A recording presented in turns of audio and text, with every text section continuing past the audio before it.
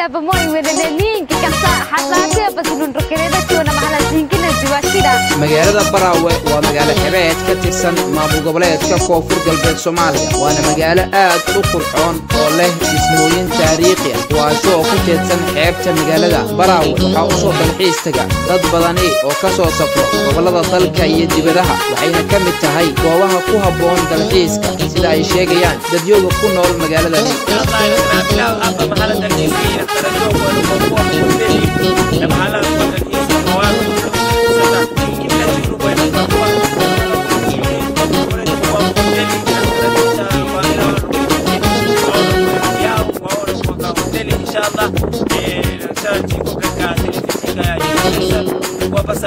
goobtani waxaa hadda lagu wadaa in la casriyeeyo lagana dhiso meelo nasasho iyo maqaayada sida ay sheegayaan dadka u ololeeyayo in la qurxiyo goobaha ku haboon dalxiiska magaalada. Naqin fasadaamu waantu wakomini wakoy badani ila mahada naqin fasadaamu ka salaamu islaamu assalaamu alaykum wa rahmatullahi wa barakatuh. Ina ubilasati Muhammad Jilani leba chiko mahala dalxiis suura zambi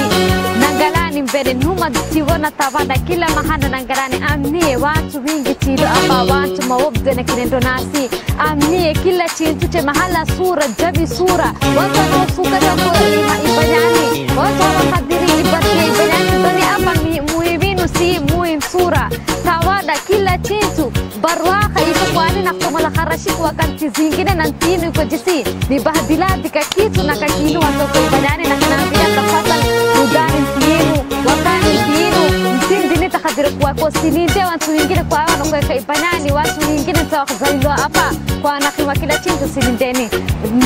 degani watu wenengu wako doni jamani wakani degani inu chimo hilia doorasho apa inaqsulo kwa inaku hado watu amini dalxiiska Soomaaliya ayaa dhawaanahan soo xoogaysanayay waxaana dadka u soo dalxiiska Soomaaliya kamid ah dadyow ajaanib ah oo ka kala yimaada wadamada caalamka dadka qaar waxay aaminsan yihiin in haddii nabad buuxda la helo oo dalxiiska dalka xoogaysanayo dhaqaalana laga heli doono maadaama Soomaaliya ay leedahay heebta ugu dheer ee Afrika.